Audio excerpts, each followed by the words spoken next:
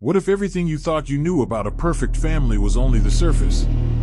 Tonight, we pull back the curtain on the Petersons, an American family whose story would grip a nation, spark debates, and reveal chilling truths no one expected. But here's a spoiler: sometimes, the quietest neighborhoods hide the darkest secrets. Welcome back to the channel.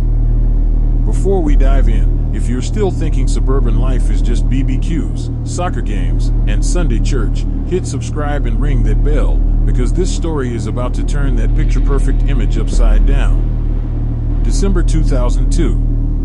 Modesto, California, a quiet city nestled in the fertile Central Valley, known for its orchards, modest homes, and a tight-knit community where neighbors still waved and kids played freely on the sidewalks. The kind of place where life moved at an easy pace, and winter evenings wrapped houses in soft blankets of calm. Among those houses, on a tree-lined street fringed with sprinklings of Christmas lights, stood the modest home of Scott and Lacey Peterson. To the outside world, they were your typical young couple, married just a few years, full of hope, expecting their first child. Lacey, 27, was radiant with pregnancy. She carried herself with an open warmth that drew people in. Her soft brown eyes sparkled when she smiled, and even in the chill of December, her laughter could thaw the coldest room. A sales representative by day and a devoted volunteer in her community, Lacey was a woman who lived with passion, and with dreams of motherhood shining bright in her eyes. Scott, 28, was more reserved. A fertilizer salesman by trade, he moved with a quiet confidence, polite and steady but not one for grand gestures.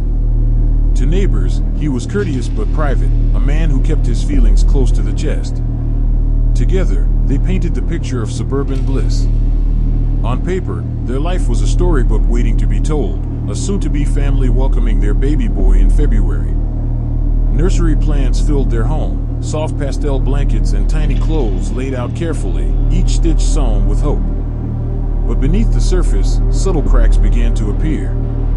It was the evening of December 23rd, just days before Christmas. Lacey had planned to visit her parents for the holiday preparations, promising Scott she'd return soon. She left with a smile and a quick kiss, the chill air crisp against her cheeks. What happened next would unravel the fabric of that small community. Scott was spotted driving around town that night, at first to pick up last-minute gifts, then later at a nearby boatyard, his demeanor increasingly restless.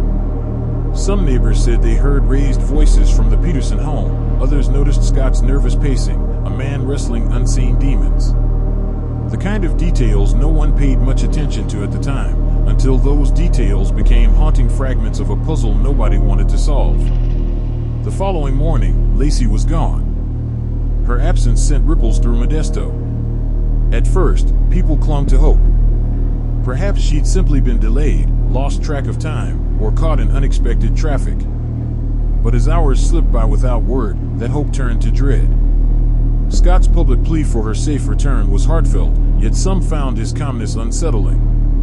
When neighbors watched him on television, his eyes seemed distant, his answers measured. Questions whispered through the streets: was he a grieving husband? Or was there something darker lurking beneath? Volunteers formed search parties, combing riverbanks and wooded areas. Every lead was chased, every shadow followed. The community banded together, united in their worry.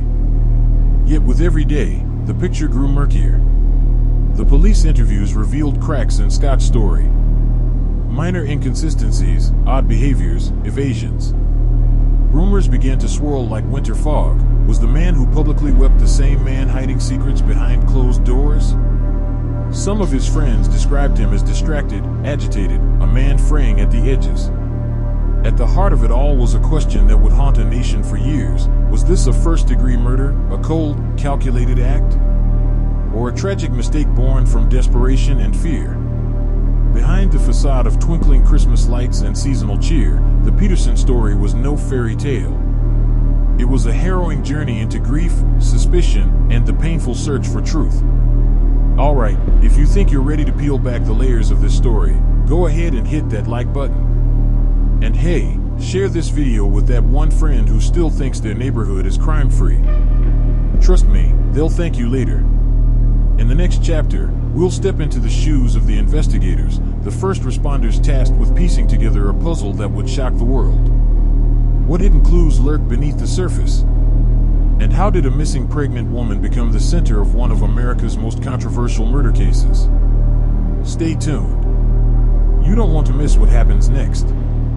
Imagine waking up one day to a phone call that changes everything. A loved one is missing. The search begins, hope hangs by a thread, but soon, whispers turn into suspicions. Tonight, we step into the shoes of those chasing shadows and secrets, where every clue could mean salvation or doom. If you're already hooked, don't forget to hit that like button, because trust me, when the police step in, things start to get seriously complicated. The chill of early morning December 25th, 2002, hung over Modesto like a shroud. Christmas Day should have been one of warmth and family. Instead, it marked the start of an urgent, desperate search. By mid-morning, police officers arrived at the Peterson residence, a small white house with a freshly trimmed lawn. The home, once filled with laughter and dreams of a newborn, now felt hollow, silent, the air thick with tension. Detective Sergeant Jeff Miller led the initial investigation. Known for his steady hand and methodical approach, Miller was tasked with piecing together the earliest fragments of the mystery. His first step, interviewing Scott Peterson. Scott sat on the couch, hands folded tightly, eyes fixed on the floor. His voice was calm, but his fingers betrayed a nervous tremor. He recounted the events of the previous day, Lacey's departure to her parents' home, his own errands around town, his attempts to reach her by phone. Yet, as Miller probed deeper, small inconsistencies crept in. Neighbors reported that Scott had been seen near the waterfront, a place the couple frequented for walks, but couldn't explain why. A woman recalled hearing raised voices late at night from the Peterson home days before Lacey disappeared. A handyman working nearby noticed Scott inspecting a boat at the marina, though the family didn't own one. Such details, initially dismissed, began to take on ominous significance. As search teams spread out, volunteers combed the banks of the San Francisco Bay, wading into cold, murky waters, hoping for a sign. Rescue dogs barked at unseen scents, but the fog seemed to swallow any answers. Meanwhile, forensic teams swept the Peterson home for evidence. The living room couch bore faint stains, unclear if they were from spills or something far more sinister. The media quickly caught wind. Local news vans arrived, cameras flashing as Scott appeared on live television, his plea heartfelt but eerily measured. Public opinion began to shift. Supporters saw a grieving husband, skeptics detected a rehearsed performance. Days passed. Then, a breakthrough. A fisherman reported finding items floating in the bay, a black knit cap, some baby's clothing, and, disturbingly, a pair of women's shoes. Each discovery tightened the noose of suspicion. The prosecution's case began taking shape from these fragments. Experts testified about the forensic timeline. Lacey's disappearance coincided with Scott's unexplained absences. Items recovered suggested a struggle had taken place near the water's edge. Yet, defense attorneys countered fiercely, pointing to the absence of direct witnesses and questioning the reliability of circumstantial evidence. Behind closed doors, investigators wrestled with the growing complexity. Was Scott a grieving husband lost in sorrow? Or was he a calculating man weaving an intricate web of lies? Think you've got what it takes to crack a case? Drop a comment with the clue you'd chase first, or just hit that share button to spread the mystery. Don't worry, we won't judge if you're team innocent or team guilty.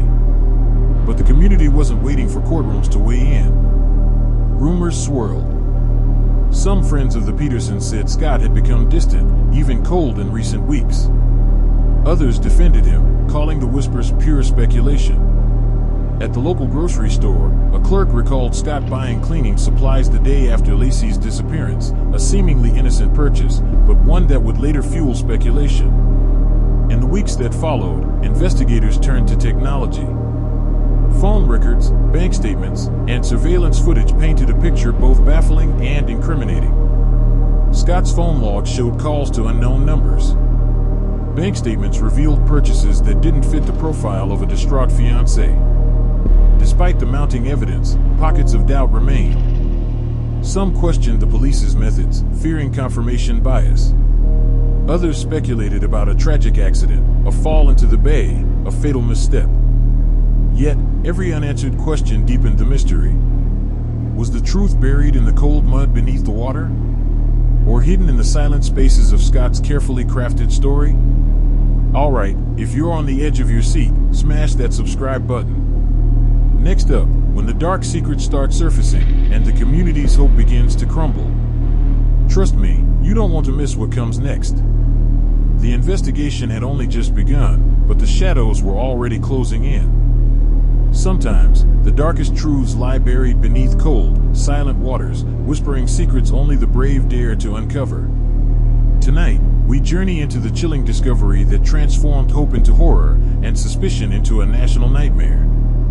If you've been following this story closely, you know things have been tense. Now, brace yourself, because what's coming next will shake the foundations of everything you thought you knew. It was April 13, 2003. The Modesto sky hung low with a thick gray cloud cover, and a bitter chill drifted across the San Francisco Bay. Fishermen worked their boats against the sluggish tides, eyes scanning the water for signs of life or death. On that day, one fisherman spotted something unusual bobbing near the shoreline, a bundle wrapped tightly, tangled in seaweed and debris. As he pulled it closer, horror seeped into his veins. The floating bundle contained pieces of clothing, a black knit cap, a pair of worn women's shoes, and a tiny swaddling cloth. The fisherman's discovery was reported immediately. Experts quickly identified the items as belonging to Lacey Peterson, the missing pregnant woman whose disappearance had haunted the community for months. For the residents of Modesto, a grim reality began to sink in. The hopeful search had turned into a tragic confirmation. In the days that followed, under the cold and watchful eyes of forensic divers, the bay reluctantly gave up more of its secrets. Lacey's body was recovered, the remains of her unborn son, Connor, found nearby. Each discovery sent waves of grief crashing through the town, amplified by the unyielding media spotlight. The waters were dark and murky, cold enough to numb the senses and slow decomposition, preserving chilling clues. Investigators described the bay as a watery graveyard, its depths hiding the truth beneath layers of sediment and silt. Divers found fibers caught on submerged branches, traces of blood mingled with algae, and a faint, eerie silence that seemed to swallow the screams the water could no longer hold. Medical examiners performed painstaking autopsies on both Lacey and her unborn child. Lacey had died from blunt force trauma to the head and drowning, the autopsy report revealing extensive bruising consistent with a violent struggle. There were marks on her wrists suggesting restraint. Her unborn son's death was ruled due to asphyxiation, a tragic extension of his mother's fate. Yet, despite the brutal facts, some details remained elusive. How much time elapsed between the trauma and the drowning? Were the blows delivered in a rage or a calculated act? In courtrooms and news studios, experts dissected the evidence with surgical precision. Prosecutors argued the injuries were clear signs of premeditated murder, the kind of cold, calculated violence that shocks even seasoned investigators.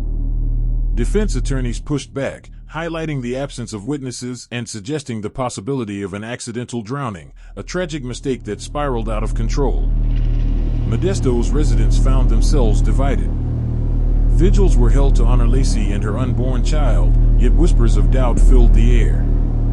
Neighbors questioned whether they truly knew the Petersons. Some held tightly to the belief in Scott's innocence, others were convinced of his guilt. The media frenzy intensified, painting pictures that were sometimes fact, sometimes speculation. Headlines screamed accusations, speculation, and conspiracy, further fracturing a grieving town. Lacey's family spoke publicly, their voices breaking with sorrow and determination. "We want justice, but we want the truth," her mother said at a press conference. No matter the outcome, Lacey deserves to be remembered with dignity. Scott's family, meanwhile, stood by him, asserting his innocence and denouncing the media's portrayal. Meanwhile, psychologists and criminal profilers entered the conversation. Was Scott Peterson a loving husband driven to despair, or a man harboring dark secrets beneath a veneer of normalcy? Experts debated, weighing the evidence against the known behaviors, the subtle signs of control, jealousy, and deceit that often accompany domestic violence. The recovery of the bodies transformed the missing persons case into a murder trial. The prosecution's narrative was bolstered by forensic evidence. The defense scrambled to introduce reasonable doubt. As the courtroom drama unfolded, jurors would be tasked with dissecting complex, often conflicting testimony, deciding between first-degree murder and tragic accident. The relentless media coverage amplified the case's complexity. Tabloid headlines, televised debates, and endless speculation blurred the lines between facts and fiction. For many, the trial became a spectacle; for others, a desperate plea for justice. Beyond legal arguments and media frenzy, the human cost weighed heavily. Friends described Lacey as vibrant and full of life. Neighbors mourned a bright future snuffed out. The unborn child, Connor, became a symbol of innocence lost, a silent witness to a nightmare. Feeling the weight of this story yet? Smash that like button and share your thoughts below. Was this a brutal act of murder or a heartbreaking accident? Your take matters. The gruesome discovery was only the beginning. As evidence mounted, the true nature of Scott Peterson's actions and motivations would come under intense scrutiny. Was this a man broken by circumstance or a cold killer hiding behind a facade? When the gavel falls and a nation holds its breath, every word spoken and every silence held weighs heavy on the scales of justice. Tonight, we step inside one of the most watched courtrooms in recent American history, where the fate of Scott Peterson was decided amid drama, doubt, and relentless scrutiny. The courtroom in Redwood City, California, was packed to the brim when the trial of Scott Peterson began in June 2004. The air inside buzzed with anticipation, reporters jostled for position, cameras snapped incessantly, and every seat was occupied by spectators eager to witness the unfolding of a story that had gripped a nation. Outside the courthouse, a sea of protesters and supporters clashed, some holding signs demanding justice for Lacey, others waving banners affirming Scott's innocence. The trial was more than legal proceedings. It was a public spectacle where emotion and media frenzy collided. The prosecution portrayed Scott Peterson as a man who meticulously plotted the murder of his pregnant wife and unborn son to escape impending responsibilities and indulge in an extramarital affair. Key points of the prosecution's case included: affair with Amber Fry, a woman who testified under oath, revealed how Scott lied to her about his marital status, fabricating stories to hide Lacey's disappearance. Her emotional testimony laid bare the deceit that prosecutors argued motivated Scott to kill. Forensic evidence: investigators presented cell phone records placing Scott near the bay where Lacey's body was found. Additionally, tire tracks, fibers, and other physical evidence were laid out to suggest premeditation. Inconsistent statements: Scott's changing versions of events, his whereabouts on the day Lacey vanished, and his shifting accounts of their relationship were used to undermine his credibility. Motive: the prosecution argued that Scott felt trapped by impending fatherhood and marriage, leading him to kill Lacey in a cold-blooded act. Scott's defense team vigorously contested the prosecution's narrative, focusing on the lack of direct evidence tying him to the crime. Their key arguments included: circumstantial evidence: defense attorneys emphasized that much of the case was built on indirect evidence and speculation, arguing that no eyewitness or forensic evidence conclusively proved Scott's guilt. Questioning investigative integrity, they alleged that police and prosecutors were influenced by media coverage, leading to confirmation bias and misinterpretation of facts. Alternative explanations: the defense proposed that Lacey may have died in an accidental fall into the bay or been the victim of an unknown assailant. Character witnesses: several friends and acquaintances testified to Scott's good character, painting him as a loving husband devastated by his wife's disappearance. The courtroom saw a parade of witnesses, each adding layers of complexity. Amber Fry, her tearful recounting of meeting Scott and discovering his deception, provided a personal window into the man behind the headlines. Forensic experts, medical examiners described the injuries sustained by Lacey and her unborn son, detailing blunt force trauma and drowning with clinical precision. Neighbors and friends, testimonies painted varying pictures. Some described tension and distance between Scott and Lacey, others recalled normalcy and hope. Law enforcement, officers detailed their investigation's challenges, highlighting missed leads and procedural questions. 12 ordinary citizens faced an extraordinary task: to weigh emotionally charged evidence and render a verdict. Months of testimony, exhibits, and media reports tested their patience and judgment. Behind closed doors, they debated fiercely, grappling with questions of guilt, intent, and the reasonable doubt standard. Outside the courtroom, media outlets fueled the fire. Tabloids splashed dramatic headlines, television anchors speculated endlessly. The case became a lightning rod for public debate about justice, gender roles, and media ethics. Critics argued that the intense coverage risked prejudicing the jury and sensationalizing tragedy. Behind the spectacle, legal experts raised concerns. Were jurors truly impartial amidst a media circus? Did the prosecution overreach by emphasizing lurid details? Were alternative suspects or scenarios sufficiently investigated? As closing arguments approached, the courtroom buzzed with anticipation. Scott's fate hung in balance, a verdict awaited that would either bring closure or deepen the mystery. Courtroom drama doesn't get much juicier than this. If you think justice was served or the truth remains elusive, drop a comment below and don't forget to subscribe. We dive deep into the mind behind the headlines. Stay tuned. Behind every crime lies a mind, a labyrinth of motives, fears, secrets, and contradictions. Tonight, we delve deep into the man at the center of this tragedy, Scott Peterson. Was he a desperate husband crushed by grief or a cold-blooded killer hiding behind a mask? The truth is tangled, and the lines between innocence and guilt blur like shadows at dusk. If you're still with us, tap that like button, because what we're about to uncover will challenge everything you thought you knew about this case. Scott Peterson was, on the surface, an ordinary man. To neighbors, friends, and even family, he was quiet, polite, and somewhat reserved, the kind of guy who worked hard but rarely drew attention. But the tragedy of Lacey's disappearance cast a glaring spotlight on him, exposing complexities that would puzzle psychologists, law enforcement, and the public alike. What kind of man could be capable of such a heinous crime, or was he simply a man caught in a devastating circumstance? The trial and subsequent investigation sparked a flood of psychological profiling, each expert offering different perspectives on Scott's character and potential motivations.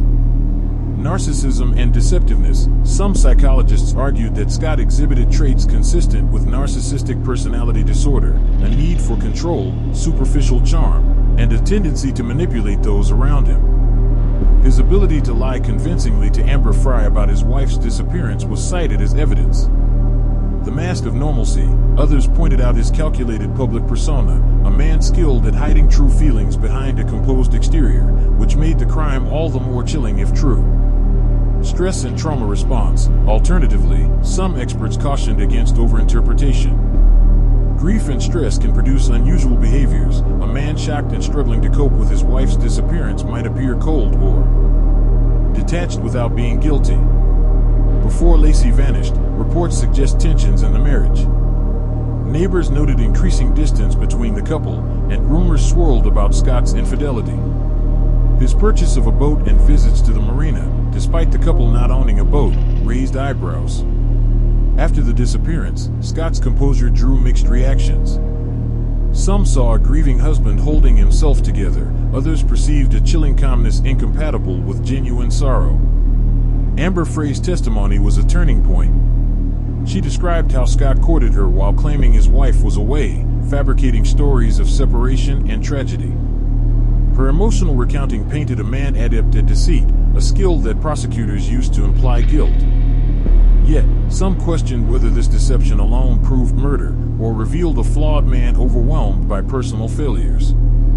The Peterson families were divided not just by blood, but by belief. Lacey's family, her parents and siblings, spoke openly about their heartbreak and quest for justice. They portrayed Lacey as loving, hopeful, and full of life, a mother-to-be cruelly taken. Their pain was raw and palpable, fueling their determination. Scott's family, in contrast, Scott's relatives insisted on his innocence. They described him as a devoted husband and son, devastated by accusations and media vilification. Interviews revealed strained relationships, a family torn apart by public scrutiny. The relentless media attention transformed Scott Peterson's story into a national obsession. Sensational headlines framed him alternately as loving husband and cold killer. 24/7 news cycles dissected every detail, often blurring lines between evidence and speculation. Legal experts debated the potential impact of media bias on jury impartiality. Inside the courtroom, jurors faced more than facts. They interpreted demeanor and testimony, weighing behaviors as clues to guilt or innocence. Scott's sometimes blank expression was scrutinized. Was it stoicism or callousness? The defense argued that emotional reactions vary. The prosecution countered that his behavior suggested guilt. Was jealousy the driving force? Fear of responsibility? Or something else? Psychologists note that motives in domestic homicide often intertwine with control issues, emotional instability, and personal crisis. Scott's alleged double life complicated the narrative. Was the affair a symptom or a cause? Dr. Janet Cook, a forensic psychologist, noted in a televised interview, people often underestimate the capacity for compartmentalization, the ability to live two contradictory lives simultaneously. That can mask intentions and delay detection. Other experts warned against jumping to conclusions, emphasizing that high-profile cases are prone to oversimplification. Polling showed the nation split, some firmly believing Scott's guilt, others convinced of his innocence or reasonable doubt. This division echoed in online forums, town halls, and family discussions, reflecting deeper societal questions about justice, media influence, and the human capacity for deception. Think you can read between the lines? Maybe you can, or maybe it's just smoke and mirrors.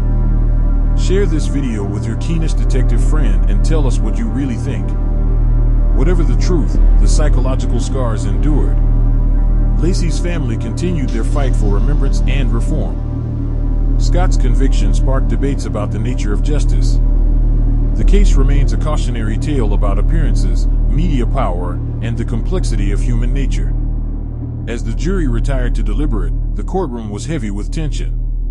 Psychological complexity met legal scrutiny, and the final chapter in this saga was yet to be written.